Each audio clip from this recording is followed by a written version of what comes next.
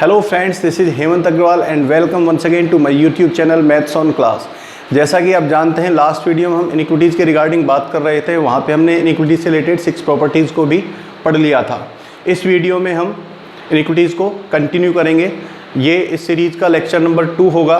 तो आज की क्लास स्टार्ट करने से पहले हम 2 प्रॉब्लम्स को सॉल्व करेंगे। जैसा कि आप बोर्ड पे देख सकते हैं, प्रॉब्लम्स लिखी हुई हैं। So we start with the problems.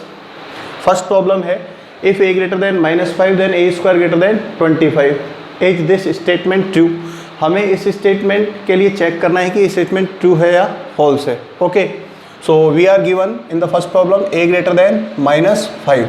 तो हमें a स्क्वायर की वैल्यूज़ के लिए चेक करना है क्या a स्क्वायर की वैल्यूज़ 25 से बड़ी होंगी, छोटी होंगी, या क्या होगा क्या नहीं होगा, ये सब हमें बात करनी है। ठीक है, आप भी इन प्रॉब्लम्स को वीडियो को पॉज करके एक बार ट्राई करके ज़रूर देखें।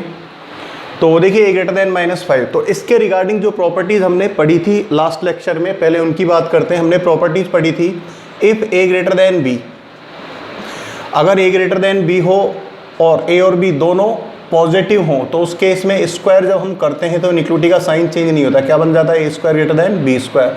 और दूसरा केस था, अगर a और b दोनों क्या हों, नेगेटिव हों, तो स्क्वायर करने पर क्या होगा, इनिक्विटी का साइन चेंज हो जाएगा।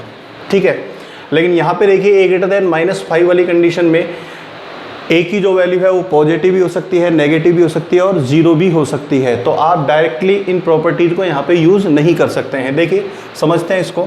हमने नंबर लाइन बनाई, नंबर लाइन पे मान लिया ये -5 है। ठीक है, अब -5 से जो ग्रेटर दैन वैल्यूज़ होंगी नंबर लाइन पर, आप जानते हैं वो -5 के राइट साइड में होंगी। तो -5 के राइट साइड में जैसे मैं इंटीजर्स को लिख रहा हूँ केवल, -4, -3, -2, -1, 0, 1, 2 एंड सो ऑन, ये सब वैल्यूज़ होंगी। राइट, अब a की वैल्यू -5 से बड़ी है तो इसका मतलब a की वैल्यू इनमें से कुछ भी पॉसिबल है। अब कुछ भी पॉसिबल है तो इन वैल्यूज़ में तो नेगेटिव वैल्यूज़ भी होंगी, पॉजिटिव भी होंगी, ज़ीरो भी होगी। तो इस केस में a की जो वैल्यू है वो नेगेटिव भी हो सकती है, पॉजिटिव भी हो सकती है और ज़ीरो भी हो सकती है। राइट, अब इनका हमको स्क्वायर करना है। अब इन सभी वैल्यूज़ का जब हम स्क्वायर करेंगे तो स्क्वायर जो वैल्यू होगी वो पॉजिटिव होगी। मिनिमम क्या हो सकती है स्क्वायर वैल्यू? इन नंबर्स का जब हम स्क्वायर करेंगे तो मिनिमम वैल्यू आपको क्या मिल सकती है? 0, क्योंकि इसमें 0 है। बाकी आप किसी भी वैल्यू का स्क्वायर करेंगे तो वो वैल्यू क्या आएगी? ग्रेटर देन 0 आएगी।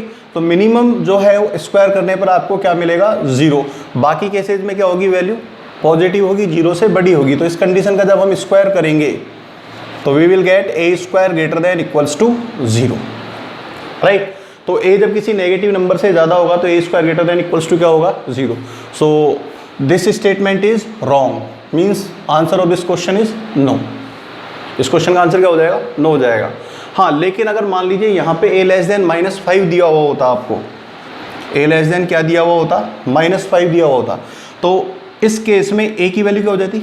नेगेटिव हो जाती। ऑब्वियस सी बात है, -5 से छोटा लेना है a को, तो -5 से छोटी वैल्यूज किधर मिलेंगी? नंबर लाइन पर, इसके लेफ्ट साइड में।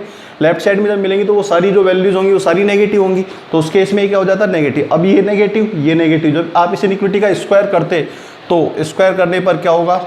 साइन चेंज हो जाएगा। तो उस केस में क्या कंडीशन बनती? a square greater then 25। उस केस में ये स्टेटमेंट ट्रू हो जाता। कब? जब a लेस देन -5 आपको गिवन होता। लेकिन ऐसा यहाँ पे नहीं है, तो इस क्वेश्चन का जो आंसर है वो क्या बनेगा? No. Right, now we move to the problem 2।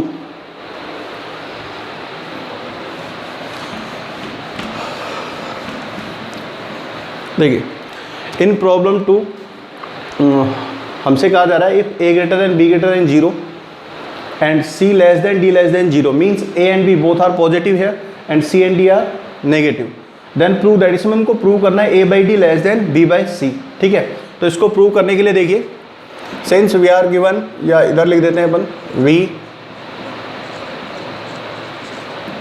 are given a greater than b greater than 0। ठीक है, and c less than d less than 0। तो a और b पॉजिटिव है, c और d क्या हो गए? नेगेटिव हो गए। अब देखिए, हमें c और d को रेसिप्रोकल्स में लेके आना है। तो यहाँ पे रेसिप्रोकल वाली जो प्रॉपर्टीज हमने पढ़ी थी लास्ट वीडियो में वो यूज़ करेंगे। तो उसके लिए देखिए, इसको मैं ऐसे लिख सकता हूँ, c लेस देन d। अब यहाँ पे एक चीज़ का आप विशेष रूप से ध्यान रखिए, c और d दोनों नेगेटिव हैं। ओके, तो सबसे पहले इनको हम पॉजिटिव बनाते हैं। पॉजिटिव बनाने के लिए माइनस से मल्टीप्लाई करना पड़ेगा। कर दिया साहब। माइनस से मल्टीप्लाई करने पर क्या होता है, इनइक्विटी साइन चेंज होता है, इनइक्विटी साइन हमने चेंज कर दिया, right. Now we take reciprocals of this and this.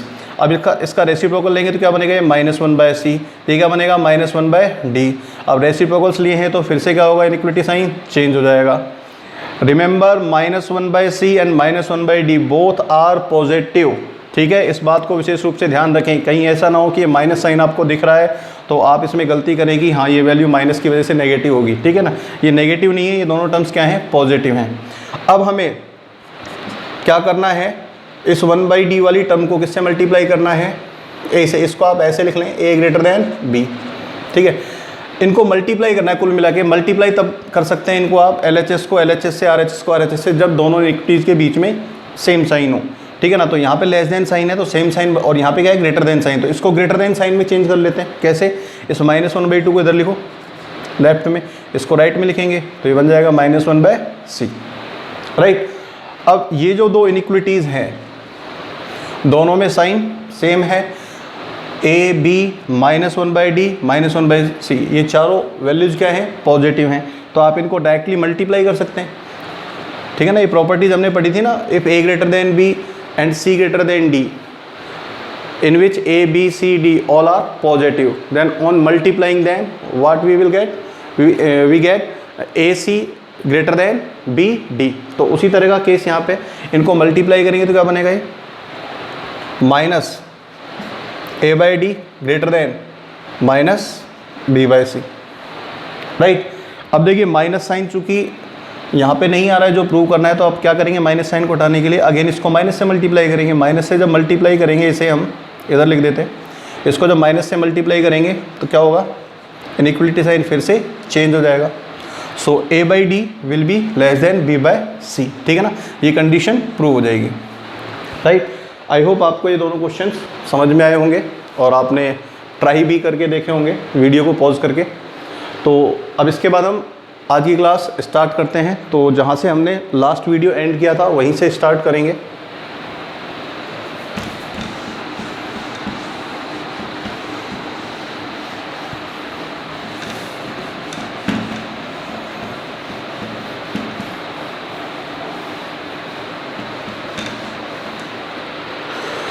Okay,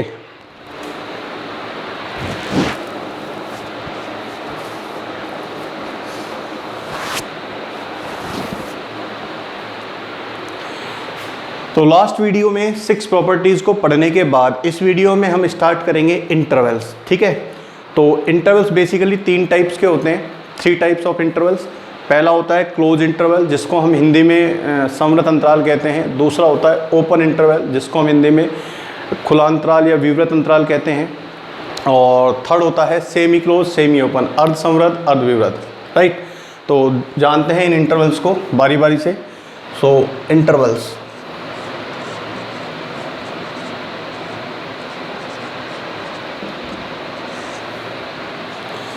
तो first interval we will read close interval. Closed interval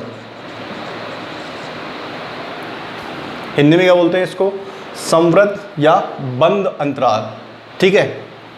okay, close interval क्या होता है, देखिए जैसे 2 नंबर्स हमने कंसीडर किए, ए एंड बी। ए और बी कोई भी 2 नंबर्स हो सकते हैं, 2 रियल नंबर्स। तो इनका जो क्लोज इंटरवल होगा ए और बी का, वो ए और बी के बीच में नंबर लाइन पर जितनी भी वैल्यूज लाई करेंगी, rational irrational integer non integer positive negative, जो भी कुछ आएगा नंबर लाइन पर ए और बी के बीच में, उन सभी वैल्यूज का जो कलेक्शन होगा इंक्लूडिंग ए एंड बी, उस कलेक्शन को हम क्या कहेंगे, क्लोज इंटरवल। जैसे एग्जांपल से समझिए, नंबर लाइन पे मान लिया कि this is A and this is B, right. Number line पर हमने इसको ए लिया, इसको क्या लिया, बी। तो क्लोज इंटरवल क्या होगा, ए और बी के बीच में नंबर लाइन पर ये जितनी भी वैल्यूज होंगी, सारी वैल्यूज, इन सभी वैल्यूज का जो कलेक्शन होगा including A and B also, A और बी को भी आपको इंक्लूड करना है, उनका जो कलेक्शन होगा उस कलेक्शन को हम क्या कहेंगे, क्लोज्ड इंटरवल। और उसको हम कैसे रिप्रेजेंट करते हैं, उसको हम रिप्रेजेंट करते हैं लार्ज ब्रैकेट से। लार्ज ब्रैकेट में पहले जो इसमें स्मॉल वैल्यू है उसको लिखेंगे, फिर कोमा लगाएंगे, फिर जो लार्ज वैल्यू है उसको लिखेंगे, और इसको हम क्या रीड करते हैं, closed interval A to B, right. So this is known as close interval A to B। फिर से मैं रिपीट कर रहा हूँ, आई रिपीट अगेन कि close interval A to B, इसका मीनिंग क्या होगा, इसमें कौन कौन सी वैल्यूज होंगी, in this interval there are all the values between A and B, ठीक है ना। A और B के बीच की सारी वैल्यूज इस इंटरवल में होंगी, including A and B also, इसमें A और B भी इंक्लूड हैं, A और B ये दोनों वैल्यूज भी इस इंटरवल में इंक्लूड हैं, और बीच की सारी वैल्यूज इस इंटरवल में इंक्लूड हैं, राइट। जैसे कोई एग्जांपल समझते हैं हम, देखो मान लीजिए लिखा हुआ है -3 to 5, तो इसको क्या रीड करेंगे हम, close interval -3 to 5। Close interval -3 to 5, इसमें कौन कौन सी वैल्यूज होंगी, देखिए नंबर लाइन पर मान लिया -3 इधर है, 5 इधर है, -3 पहले आएगा, ऑब्वियस सी बात है, उसके बाद 5 आएगा, तो अब इस इंटरवल में -3 एंड 5 तो इंक्लूड होंगे ही होंगे, ठीक है। इनके साथ साथ -3 से 5 के बीच में जो जितनी भी वैल्यूज लाई करेंगी वो सारी वैल्यूज इस इंटरवल में होंगी, okay. We take an another example, मान लीजिए लिखा हुआ है क्लोज इंटरवल 4 to 6, राइट। अब इस इंटरवल का मीनिंग क्या होगा, इस इंटरवल में कौन कौन सी वैल्यूज होंगी, इस इंटरवल में नंबर लाइन पर 4 और 6 के बीच में जितनी भी वैल्यूज लाई करेंगी वो सारी की सारी वैल्यूज इस इंटरवल में होंगी, including 4 and 6 also, right. I hope आपको इसका मीनिंग समझ में आ गया होगा, ठीक है। और भी बेटर वे में हम इसको कैसे समझ सकते हैं, देखिए मान लिया कि कोई x मीन्स कोई अननोन x जिसकी वैल्यू हमें नहीं पता, लिखा हुआ है x belongs to close interval A to B, ये बिलोंग्स टू का साइन है, x belongs to close interval A to B, इसका मीनिंग है कि x की जो वैल्यू है वो इस इंटरवल में होगी, ठीक है। अब x की वैल्यू जब इस इंटरवल में होगी तो हमने देखा कि ये जो इंटरवल है ये A और B के बीच में सभी वैल्यूज़ का इंटरवल है, जिसमें A और B भी इंक्लूड है, मीन्स x की जो वैल्यू है इस इंटरवल में वो A के इक्वल हो सकती है, B के इक्वल हो सकती है, और इनमें से कोई भी वैल्यू हो सकती है। तो इसको हम लिख सकते हैं इस तरह से, इस कंडीशन का मीनिंग होगा that x will be less than equal to b and greater than equal to a। x belongs to close interval A to B का मीनिंग होगा x less than equal to b greater than equal to a, means x की value a और b के बीच में लाई करेगी, या फिर x की वैल्यू a होगी या फिर x की वैल्यू b होगी, राइट। आई होप आपको इसका मीनिंग समझ में आ गया होगा अच्छी तरह से, क्लोज इंटरवल क्या होता है। तो क्लोज इंटरवल को हम रिप्रेजेंट करते हैं किससे, लार्ज ब्रैकेट से, ठीक है। जो स्मॉल नंबर है वो पहले, जो लार्ज नंबर है वो बाद में, और उनके बीच में क्या लगाते हैं, कोमा लगाते हैं, राइट। अब हम आगे बढ़ते हैं, नेक्स्ट इंटरवल होगा ओपन इंटरवल।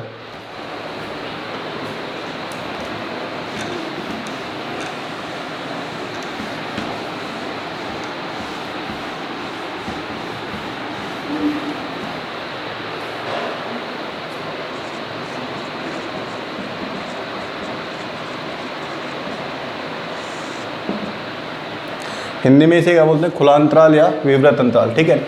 जैसे क्लोज इंटरवल को हमने रिप्रेजेंट किया किससे, लार्ज ब्रैकेट से, ऐसे ही ओपन इंटरवल को हम रिप्रेजेंट करते हैं स्मॉल ब्रैकेट से। तो मान लिया कि हमारे पास दो वैल्यूज़ हैं a एंड b, ठीक है। इनका जो ओपन इंटरवल होगा, और a एंड b में मान लिया कि a लेस देन क्या है b, इनका जो ओपन इंटरवल होगा उसको हम किससे रिप्रेजेंट करेंगे, स्मॉल ब्रैकेट से, और स्मॉल ब्रैकेट के बीच में हम क्या लिख देंगे, a, b। इसको हम क्या पढ़ेंगे, इसको रीड करने का तरीका क्या है, इसको हम पढ़ते हैं open interval A to B, ठीक है ना, open interval A to B। ये तो एक रिप्रेजेंटेशन का मेथड हो गया, ओपन इंटरवल को रिप्रेजेंट करने का तरीका ये होगा। क्लोज इंटरवल के लिए लार्ज ब्रैकेट्स को यूज़ करते हैं, और ओपन इंटरवल के लिए स्मॉल ब्रैकेट्स को यूज़ किया जाता है, ठीक है।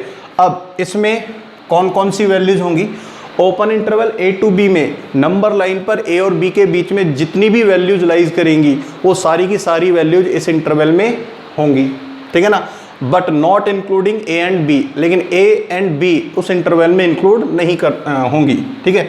देखिए नंबर लाइन पर समझते हैं, let this is A and this is B, और ये वो वैल्यूज़ हैं सारी नंबर लाइन पर जो ए और बी के बीच में लाई करती हैं। तो ये सारी की सारी जो वैल्यूज़ हैं यहाँ से लेकर यहाँ तक, ये जो सारी वैल्यूज़ हैं ये सारी वैल्यूज इस इंटरवल में लाई करेंगी, बट ए और बी इस इंटरवल में लाई नहीं करेंगे। बहुत ही आसान शब्दों में आप ऐसे भी समझ सकते हैं कि open interval A to B में close interval A to B से 2 पॉइंट्स कम होते हैं, और वो 2 पॉइंट्स कौन से हैं? वो इंटरवल के एंड पॉइंट्स हैं, A and B. A and B को हम क्या बोलते हैं? End points of the interval, ठीक है ना। तो जो एंड पॉइंट्स होते हैं इंटरवल के, ओपन इंटरवल में इंक्लूड नहीं होते हैं, जबकि क्लोज इंटरवल में ये दोनों पॉइंट इंक्लूड होते हैं। और ये वाली बीच वाली जो वैल्यूज़ हैं वो क्लोज इंटरवल में भी थी, और ये वैल्यूज़ ओपन इंटरवल में भी होंगी, ठीक है ना। तो डिफरेंस जो है क्लोज इंटरवल में और ओपन इंटरवल में वो एंड पॉइंट्स का है। So in close interval there will be all values between A and B. A and B के बीच की सारी वैल्यूज इस इंटरवल में होंगी, राइट। एक एग्जांपल लेते हैं, देखिए मान लीजिए लिखा हुआ है open interval 1 to 4। Open interval 1 to 4 का मतलब है कि नंबर लाइन पर 1 से 4 के बीच में जितनी भी वैल्यूज लाइज करेंगी। अच्छा, इसमें जो नंबर लाइन है, नंबर लाइन पर 2 वैल्यूज़ के बीच में कितनी वैल्यूज लाइज करती हैं? नंबर लाइन पर अगर हम कोई भी 2 नंबर लें तो उनके बीच में कितनी वैल्यूज लाइज करेंगी? इनफाइनाइट वैल्यूज लाइज करेंगी। कोई भी 2 वैल्यूज आप चाहे कितनी भी क्लोज लें नंबर लाइन पर, हमेशा उन 2 वैल्यूज के बीच में इनफाइनाइट वैल्यूज होंगी नंबर लाइन पर। उन इनफाइनाइट वैल्यूज में रेशनल, इरेशनल, ठीक है ना, ये दोनों टाइप की वैल्यूज इंक्लूड होती हैं। तो 1 to 4 ओपन इंटरवल हो गया। तो इसमें 1 से 4 के बीच में जितनी भी वैल्यूज होंगी नंबर लाइन पर, सारी वैल्यूज इस इंटरवल में लाई करेंगी। लेकिन इसमें 1 and 4 लाई नहीं करेंगे। We take an another example. मान लीजिए लिखा हुआ है ओपन इंटरवल -2 to 6, ठीक है। तो इस ओपन इंटरवल में कौन कौन सी वैल्यूज लाइज करेंगी? नंबर लाइन पर -2 से 6 के बीच में जितनी भी वैल्यूज होंगी, ये जितनी भी वैल्यूज होंगी वो सारी की सारी वैल्यूज इस ओपन इंटरवल में लाई करेंगी। But -2 and 6, these 2 values will not be included in this open interval, right. I hope आपको ओपन इंटरवल का मीनिंग समझ में आया होगा। देखिए अब आगे मान लीजिए लिखा हुआ है x belongs to open interval a to b, then तो इसका मीनिंग क्या होगा? इसका मीनिंग होगा कि x की वैल्यू इस इंटरवल में जब होगी तो a और b के बीच में कहीं होगी। x की वैल्यू a और b के बीच में कहीं लाई करेगी। तो x की वैल्यू जब a और b के बीच में कहीं लाई करेगी तो उस केस में x की वैल्यू b से कम होगी, a से ज़्यादा होगी। Means x will be less than b but greater than a, ठीक है ना। हाँ, x a और b के इक्वल नहीं होगा, इसलिए हमने यहाँ पे इक्वल साइन यूज़ नहीं किया है। तो इसका जो मीनिंग है कंडीशन का वो ये है, ठीक है। तो ओपन इंटरवल के लिए स्मॉल ब्रैकेट्स को यूज़ करेंगे। इसमें जो 2 वैल्यूज़ लिखी हुई होंगी ब्रैकेट, स्मॉल ब्रैकेट में, उनके बीच की वैल्यूज़ ही उस इंटरवल में इंक्लूड होंगी। एंड पॉइंट्स इंटरवल में इंक्लूड नहीं होते हैं, राइट। आई होप आपको समझ में आया होगा।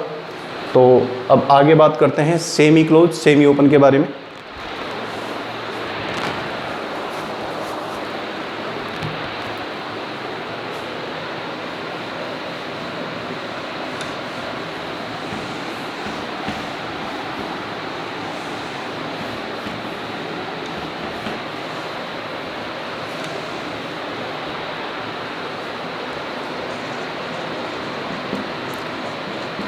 Semi closed, semi open interval.